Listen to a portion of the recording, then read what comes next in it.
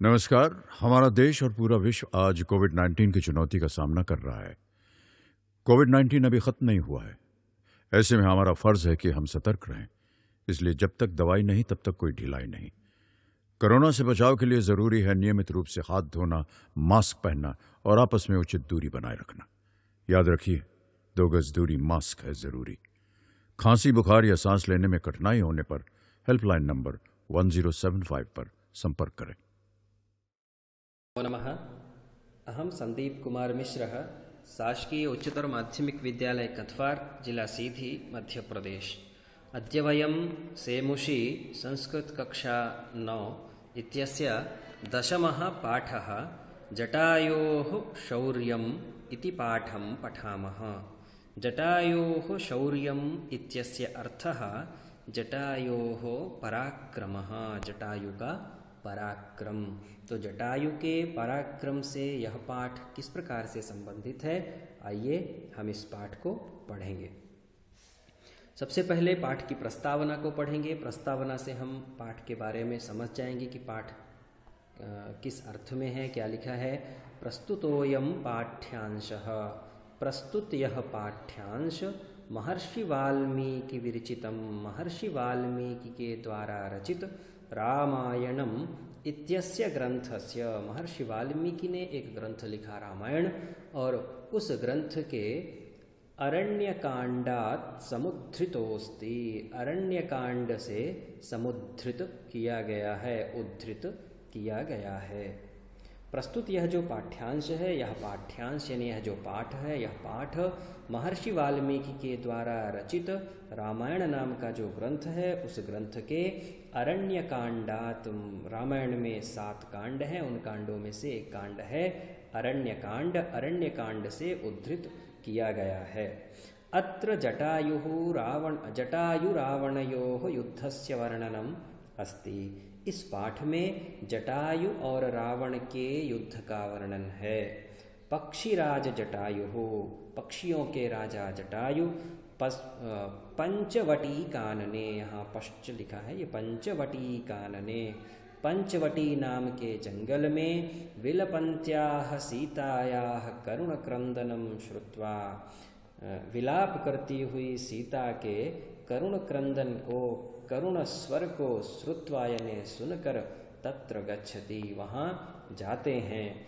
सह सीतापहरणे निरतम रावणम, वह सीता के अपहरण में लगे हुए रावण को, तस्मात् उस कार्य से, निंद्य कर्मणः, तस्मात् निंद्य कर्मणः, उस निंदित कार्य से, निवृत्त्यर्थम रोकने के लिए, प्रबोधयति यानी उसको, उसका बोध कराते हैं, उसको कहते हैं कि ऐसा निंदित कार्य मत करो। परंच अपरिवर्तित मति ही, परंतु अपरिवर्तित मति ही यानी उसकी जो बुद्धि थी वह अपरिवर्तित हो चुकी थी। रावण तमेव अपसारयति, उस जटायु को ही हटा देता है, दूर कर देता है। ततः पक्षीराजः, उसके बाद पक्षियों के राजा जटायु, तुंडेन पादाभ्यांच, तुंडेन यानी चोंच के द्वारा, पादाभ्यांच पांव के द्वारा, प्रहरति प्रहार करते हैं, स्वनखैहि अपने नाखूनों के द्वारा, रावणस्य गात्राणि विदारयति, रावण के शरीर को विदारयति यानी फाड़ देते हैं।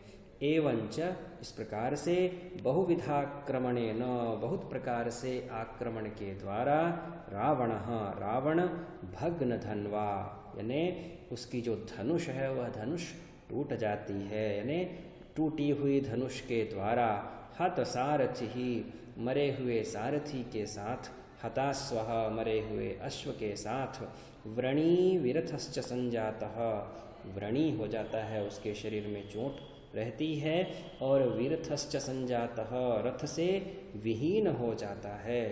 खगाधिपस्य पुनः पुनः अतिशय प्रहारैहि, खगाधिपस्य, खग अधिपस्य यानी पक्षियों के जो राजा जटायु थे, उनके पुनः पुनः, उनके बार बार अतिशय प्रहारैः बहुत सारे प्रहारों के द्वारा व्रणी महाबली रावणः चोटिल महाबली यानी महाबलशाली रावण मूर्छितो भवति मूर्छित हो जाता है।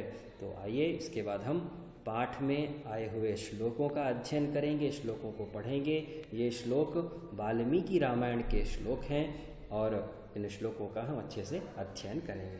सबसे पहले देखिए प्रथमः श्लोकः, सबसे पहला श्लोक है, क्या लिखा है? सा तदा करुणावाचो विलपन्ति सुदुःखिता वनस्पतिगतं गृध्रं ददर्शायतलोचना। इस श्लोक के हम अन्वय को देखते हैं, क्या लिखा है? तदा सुदुःखिता करुणाः वाचः विलपन्ति आयतलोचना सा सीता वनस्पतिगतं गृध्रं ददर्श। तदा यानी तब, जब रावण सीता को पंचवटी से अपहरण करता है और अपहरण करके पंचवटी से चल देता है, तब सुदुःखिता यानी अत्यंत दुखी, करुणावाचः करुणामयी वाणी से, विलपंती वाणी के द्वारा विलाप करती हुई, विलपंती आयत लोचना यानी बड़ी बड़ी आँखों वाली, सा सीता वह सीता, वनस्पतिगतम यानी वृक्षे स्थितम वृक्ष पर बैठे हुए, गृद्धम ददर्श गृद्ध को देखती है, गृद्ध को देखती है, गृद्ध यानी जटायु को देखती है। क्या अर्थ हुआ उसका? इसका अर्थ क्या है समझेंगे। तब अत्यंत दुखी करुणामयी यानी वह सीता अत्यंत दुखी थी, करुणामयी वाणी से विलाप करती हुई, बड़ी बड़ी आँखों वाली उस सीता ने वृक्ष पर बैठे हुए गिद्ध जटायु को देखा। जब रावण सीता को लेकर के जा रहा था, तब रोते हुए सीता ने वृक्ष पर बैठे हुए जटायु को देखा। फिर से एक बार हम श्लोक को पढ़ेंगे। सा तदा करुणावाचो विलपन्ति सुदुःखिता वनस्पतिगतं गृध्रं ददर्शायतलोचना। इसके बाद दूसरा श्लोक है। दूसरा श्लोक क्या है देखिए, दूसरे श्लोक को पढ़ेंगे। जटायोः पश्यमार्य ह्रियमाणामनाथवत् अनेन राक्षसेन्द्रेण करुणं पापकर्मणा। इसका अन्वय क्या है? हे आर्य जटायो अनेन पापकर्मणा राक्षसेन्द्रेण अनाथवत् ह्रियमाणां मां करुणं पश्य। हे आर्य जटायो, हे आर्य आदरणीय जटायु, सीता कहती हैं जब सीता ने वृक्ष पर बैठे हुए जटायु को देखा तो देखने के बाद कहती हैं, क्या कहती हैं? हे आदरणीय जटायु अनेन पाप कर्मणा, इस पाप कर्म करने वाले राक्षसेन्द्रेण राक्षस राज रावण के द्वारा, इस पाप कर्म को करने वाले राक्षसेन्द्रेण राक्षस राज रावण के द्वारा, अनाथवत अनाथ के समान, ह्रियमाणाम अपहरण करके ले जाते हुए, माम करुणम पश्य मुझ दुखी को देखो। सीता कहती हैं कि हे आर्य जटायु, इस पाप कर्म करने वाले राक्षस राज रावण को देखो, जो कि अनाथवत यानी अनाथ के समान, ह्रियमाणाम हरण करके ले जाती हुई, माम करुणम पश्य मुझ दुखी को देखो। इसका अर्थ देखिए, नीचे लिखा है, हे आदरणीय जटायु, इस पाप कर्म करने वाले राक्षस राज रावण के द्वारा अनाथ के समान अपहरण की जाती हुई मुझ दुखी को देखो। इस प्रकार से दूसरे श्लोक में सीता जटायु से कहती है। तीसरे श्लोक में देखिए क्या लिखा है। तृतीयः श्लोकः। तं शब्दम् अवसुप्तस्तु जटायुरथ शुश्रुवे निरीक्ष्य रावणं क्षिप्रं वैदेहीं च ददर्शसः। इसके बाद श्लोक का अन्वय है। अथ सः अवसुप्तः जटायुः तो तं शब्दं शुश्रुवे रावणं निरीक्ष्य क्षिप्रम वैदेहीं ददर्श च। अथ सह, इसके बाद, सह यानी वह कौन, वह जटायु, अवसुप्तः सोते हुए जटायु तो तम शब्दम शुश्रुवे, इसके बाद उस सोए हुए जटायु ने तम शब्दम शुश्रुवे, उस सीता के शब्द को सुना। सीता ने जो बोला उस सीता के शब्दों को उसने सुना। और रावणम निरीक्ष्य, रावण को देखकर, क्षिप्रम वैदेहीम ददर्श च, और शीघ्र ही वैदेही को देखा। रावण को देखता है, रावण को देखकर जल्दी ही वैदेही को भी देखता है। क्या लिखा है देखिए, अर्थ देखेंगे। इसके बाद उस सोए हुए जटायु ने उस शब्द को सुना, यानी जो सीता ने शब्द को कहा था उस शब्द को सुना, और रावण को देखकर शीघ्र ही सीता को देखा। इस प्रकार से तीसरे श्लोक का अर्थ हुआ। एक बार फिर से हम तीसरे श्लोक को पढ़ेंगे। तम शब्दम अवसुप्तस्तु जटायुरथ शुश्रुवे, निरीक्ष्य रावणं क्षिप्रं वैदेहीं च ददर्श सः। चौथा श्लोक है, चौथे श्लोक को देखेंगे।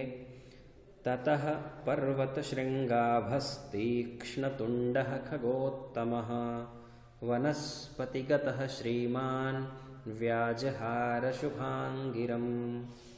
क्या अन्वय हुआ देखिए। ततः वनस्पतिगतः, वनस्पतिगतः पर्वतशृङ्गाभः तीक्ष्णतुण्डः श्रीमान् खगोत्तमः शुभां गिरं व्याजहार।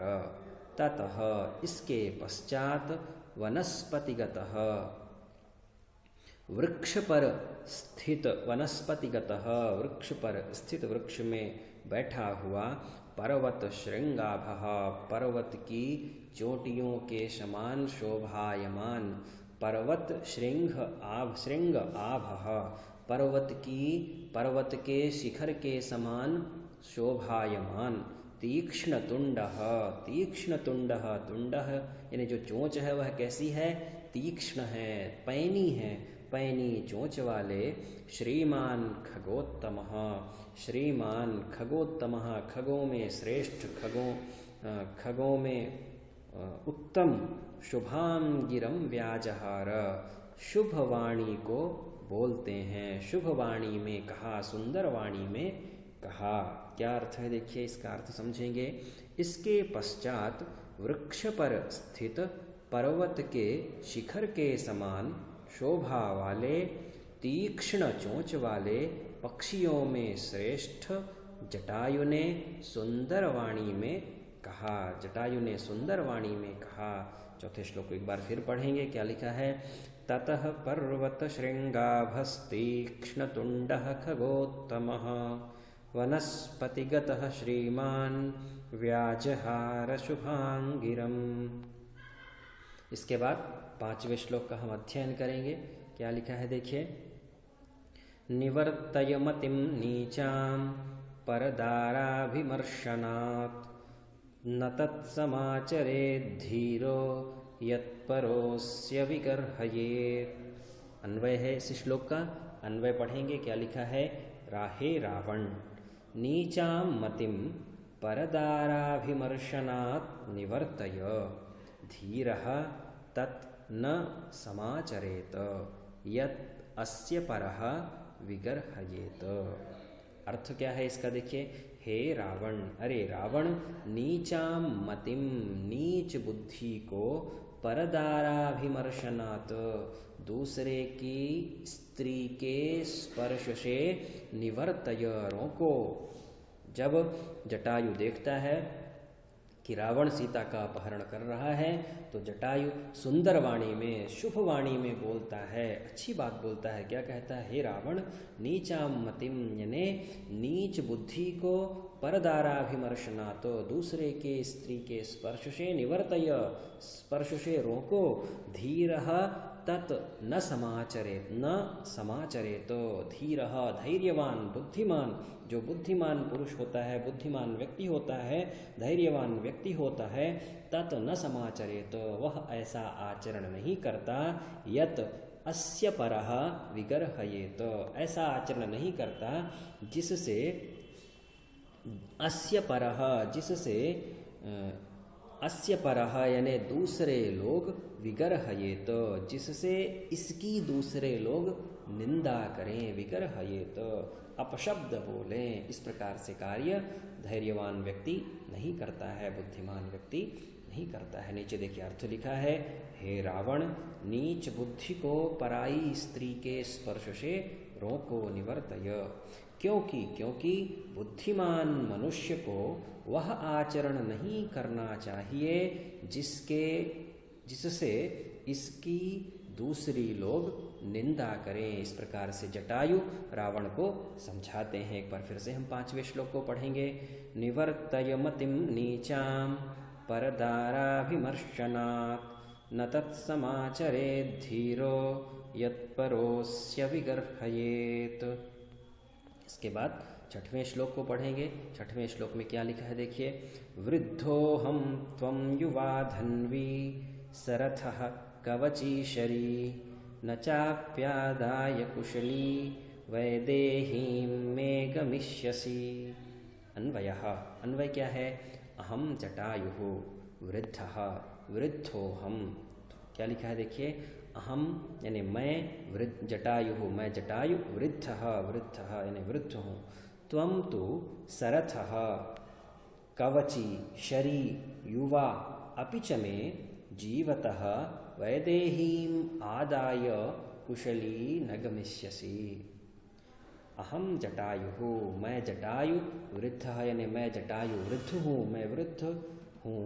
त्वं तु सरथः परंतु तुम सरथः रथ के साथ हो, कवची कवच को धारण करने वाले हो, शरी यानी बाणों से युक्त हो, युवा और युवा भी हो, अपि च में फिर भी, मैं जीवतः यानी मेरे रहते हुए या मेरे जीवित, वैदेहीम सीताम यानी वैदेही यानी सीता को, आदाय लेकर, कुशली न गमिष्यति कुशल पूर्वक नहीं जा सकते हो, सकुशल नहीं जा सकते हो। इस प्रकार से जटायु रावण को कहते हैं।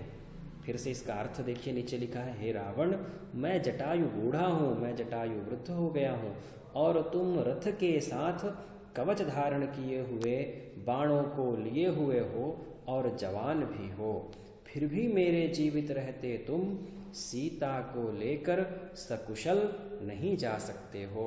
इस प्रकार से जटायु रावण को कहते हैं। 6वें श्लोक को फिर से पढ़ेंगे। वृद्धोऽहं त्वं युवा धन्वी सरथः कवचीशरी न चाप्यादाय कुशली वैदेहीं मे गमिष्यसि। 7वां श्लोक है। 7वें श्लोक को पढ़ेंगे।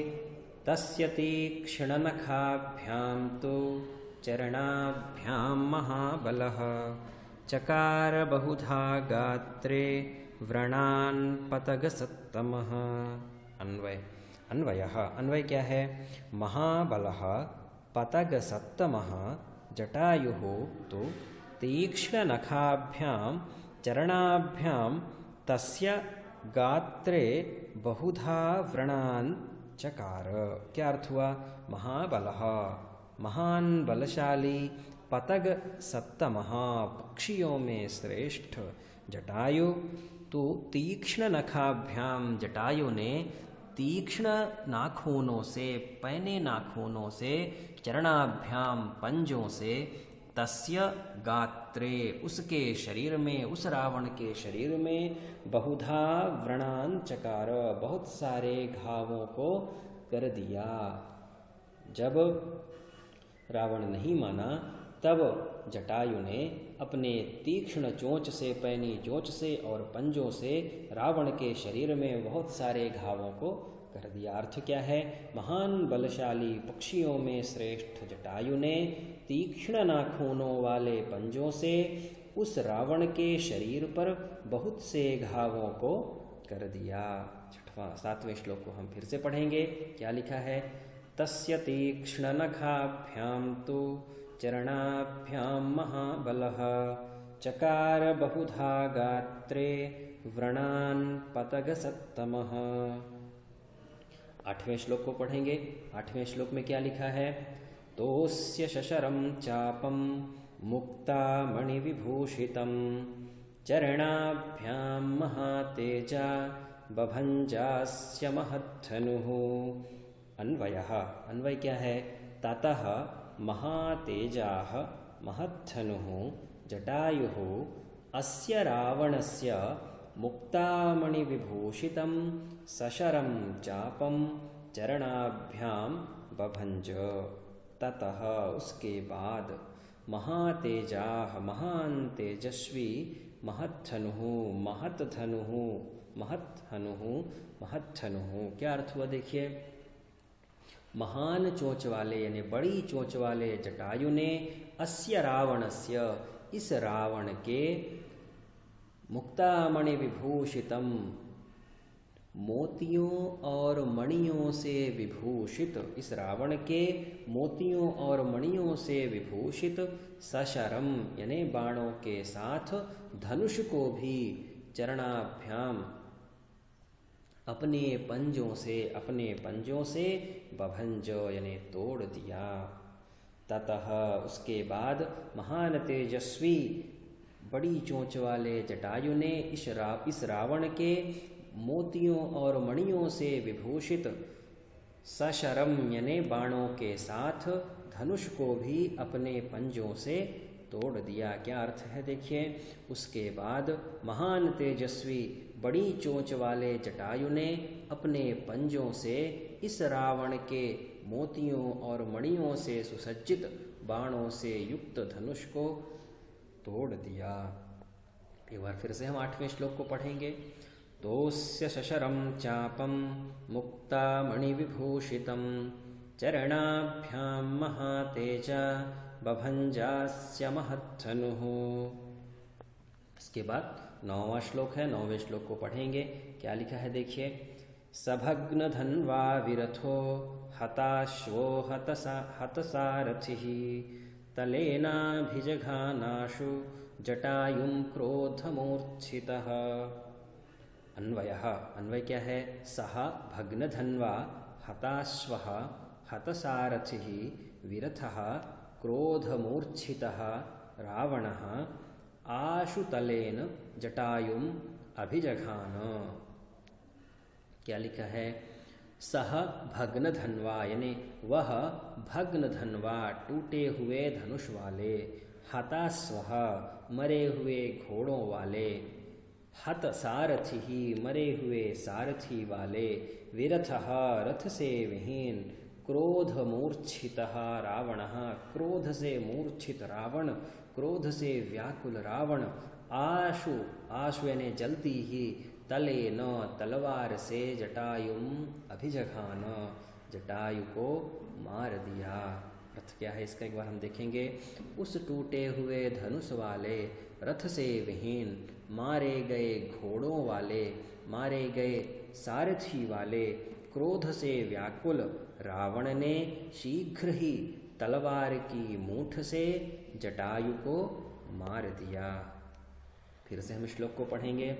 सभग्न धन्वा विरथो हताश्वो हतसारथिः तलेनाभिजघानाशु जटायुं क्रोधमूर्छितः।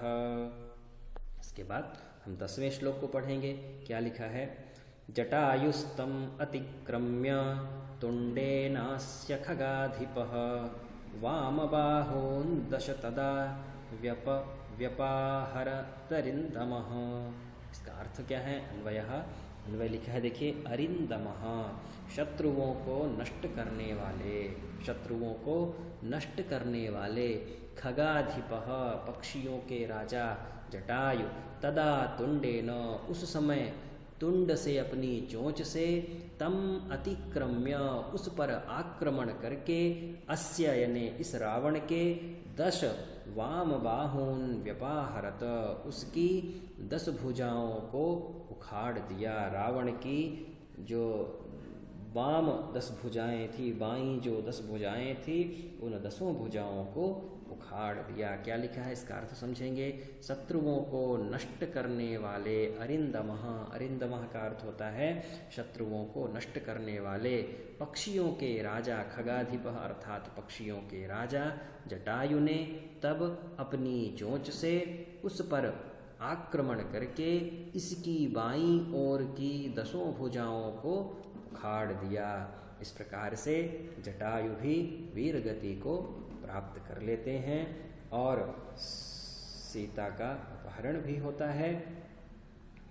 इस प्रकार से आशा है आपको यह पाठ समझ में आया होगा। तब तक के लिए आप सभी को नमो नमः।